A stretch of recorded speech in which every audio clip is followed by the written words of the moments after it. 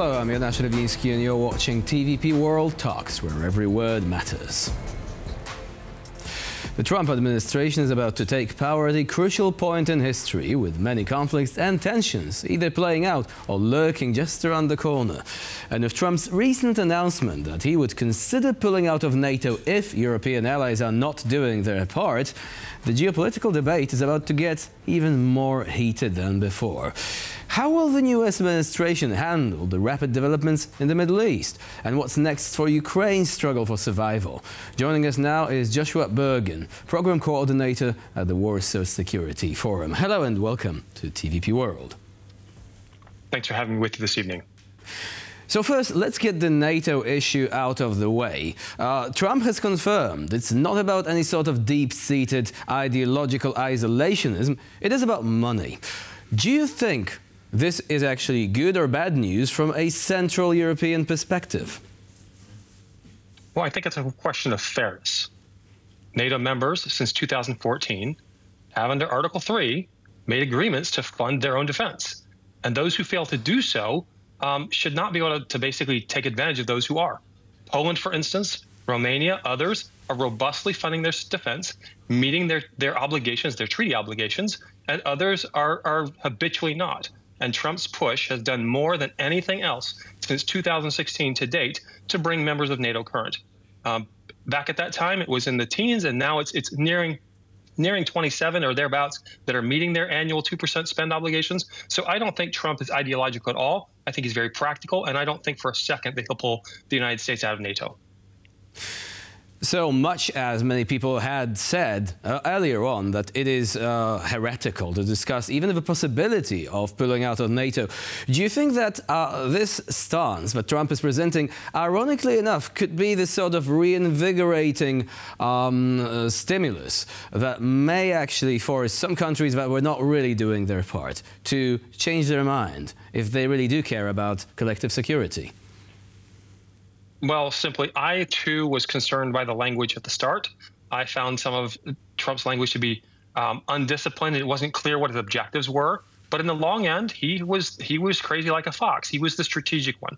And I think it's pretty telling that much of the press has been quick to say it's heretical, it's terrible, while failing to acknowledge that these are countries that are taking advantage of others. Poland is spending nearly 5%, and its neighbors to the west are dithering about and failing to meet their obligations. Why should Poland and other countries that are meeting their obligations, working to defend the alliance, have to sort of bear the dead weight of other large economies that are not doing their part? Frankly, as much as the language initially concerned me, I think Trump has been strategic, crazy like a fox. And I think, to your point, it is reinvigorating NATO. It is changing the dynamic of the conversation. And frankly, I suspect there's more on the way. Whether Trump introduces the following, I don't know. But the notion that NATO, like the EU, is going to continue to be an effective body where one vote in opposition can derail any plan, I think is questionable, which is certainly why I think this administration will be looking at bilats instead of working exclusively through the multilaterals that exist, whether the EU or NATO, for that matter. So now let's talk about something more controversial, the plan for Ukraine. Trump recently made a remark during his interview for the New York Post that, and I quote, "I'm formulating a concept of how to end that ridiculous war." And he also added that President Zelensky wants to have a ceasefire. He wants to make peace. We didn't talk about the details, said Trump, but it does seem like these details are emerging. And now, it's a good thing to see that there is an emerging consensus that the war has to end. But at what cost? Many Ukrainians are going to ask this question. Well, and I'm going to ask the question is, will a ceasefire hold? Russia has a long history of seeking ceasefires, which then turn around and then get hot again, helping them to achieve their ultimate objectives from the start. To that end, I hope that any deal is one that's binding and one that will protect Ukraine, no matter what its borders may be in the future, from that ever happen again from Russia. Do I think Trump has the details fully ironed out? No, I don't. I know he said he will solve the problem in 2 days or something in this order. He's not the president yet. And I took it as a very favorable sign that he answered Macron's call to meet with Zelensky while in Paris this past weekend, and he showed up in blue and a gold tie. He's obviously signaling that he's not as much opposed to Ukraine as many people have said. And in fact, I've never thought that Trump was opposed to Ukraine. In all honesty, he cannot afford to look weak in the face of Vladimir Putin, a weakened and diminished leader in a weakened and diminished country. Trump has actually acknowledged that it is Russia that has been weakened right now by the events in Syria. Do you think that, because of that, perhaps the plan may be more favorable to Ukraine by taking advantage of the strategic weakness that Russia has presented, especially if its negotiations to keep its military bases in Syria fail, because this is still a big unknown. Russia says, oh, we're working on it. The security of our bases has been assured by our negotiations with the Syrian rebels, but nobody knows what happens after a few weeks or months. Well, it's fair to say, in no unvarnished terms, Russia has had a terrible, miserable, very, very bad week. And it's worth noting this played out literally as Syria was collapsing, as the 50-year-old regime was collapsing. The backdrop of all that was taking place in Paris and the soundtrack of Paris was playing at the same time in my feed over Twitter. Putin is in a terrible place. He is obviously leveraged well beyond where he can be. The amount of investment he put into Syria to have it collapse is only going to create further pressure on him at home domestically and in other international affairs. As we look at it, I mean, certainly Trump has acknowledged this, but you can see others on the sidelines privately cheering and some not so subtly, be that Turkey, be that Israel, certainly Ukraine. For Ukraine, this has been a good turn of events, and I think it's going to lead to better turns of events for the country here in the next few weeks to months. So we have a weakened Russia. We have, as you said, a situation whereby perhaps the Western countries could actually push for better conditions for peace. And yet, so far as we know, NATO membership, at least for the time being, is out of the question for Ukraine. What do you make of it? Because some could say, well, this is the best way to guarantee security. If we don't do that, we might have to consider other options, like President Zelensky said, perhaps troops from NATO countries in the demilitarized zone. Do you think that not allowing Ukraine to enter into, to enter NATO is the way to go? Well, I'm not an advisor to Zelensky. If I was, I would be encouraging him, telling him to push for that angle as hard as he possibly can and leave nothing on the table. Ukraine is an energy-rich country. It's a resource-rich country, and those factors should come into play in the geopolitical contest of where it's going to align. The notion that it will be vulnerable to a future Russian attack cannot stand if anybody's going to invest any real money in developing that country, whether it's rebuilding cities, investing in infrastructure, pursuing energy or other mineral deposits. And this is going to require assurances that can only come through the general guarantee of NATO membership.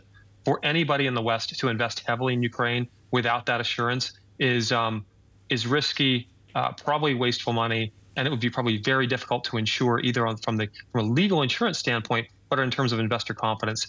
Ukraine doesn't have an option but to push for this. And frankly speaking, if the West wants access to Ukraine as a developing market, for any of those resources, or just to be engaged in the reconstruction, it's going to have to consider that at some point or another.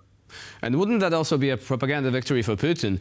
If Ukraine is not allowed to enter into NATO structures, they would say, oh, the West has recognized our legitimate security guarantees, which most commentators in the West do acknowledge the fact that these were not legitimate concerns. Russia was using this as an excuse to attack Ukraine.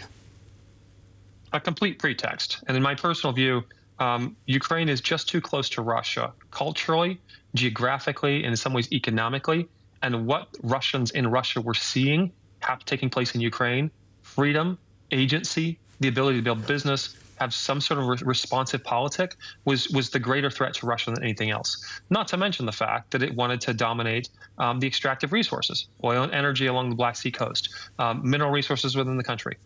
Russia's not an idiot. It wasn't doing this simply out of a whim. There are real reasons to fight for Ukraine.